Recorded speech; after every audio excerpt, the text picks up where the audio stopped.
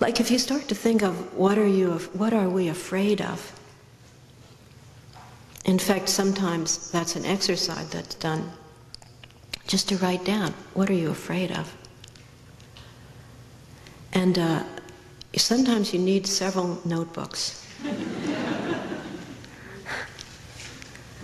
And you can write down particular instances, like afraid of a particular dog that day, or afraid of a particular distressing person who was begging on the street,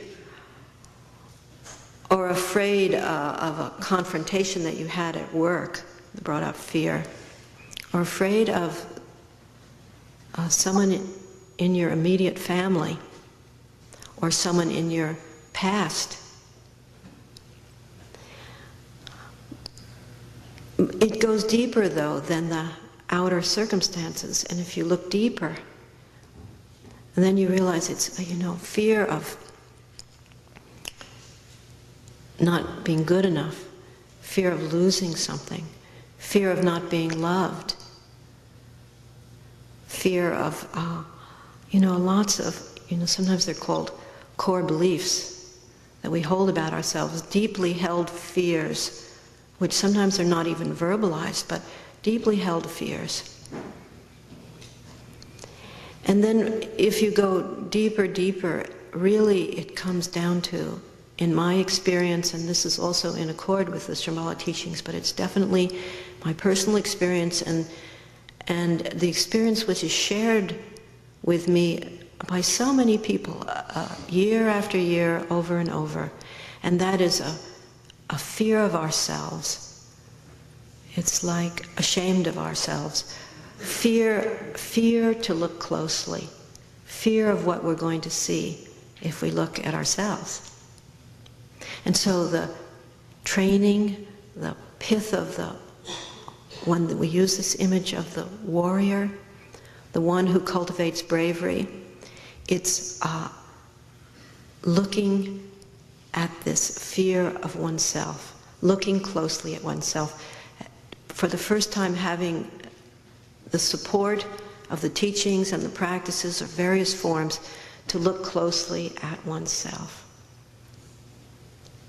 Brave enough to really look. That's the heart of it. And then the heart of it is to not be afraid of ourselves. The heart of the kind of impassioned message that Trungpa Rinpoche left was, we do not need to be afraid of ourselves.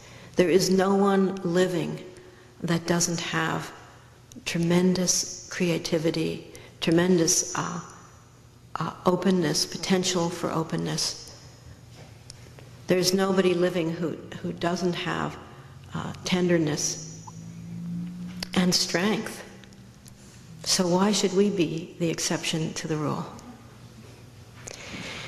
Now, I think, people often say that I go around year after year saying the same thing and kind of like beating a dead horse.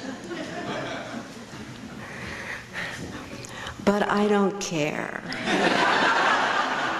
Because this is where we get stuck, is with this not trusting ourselves. This is where we get stuck. This is where it all gets twisted. This is where everything gets funny. Everything gets strange. Everything gets kind of thrown out of kilter. Not trusting, not respecting ourselves.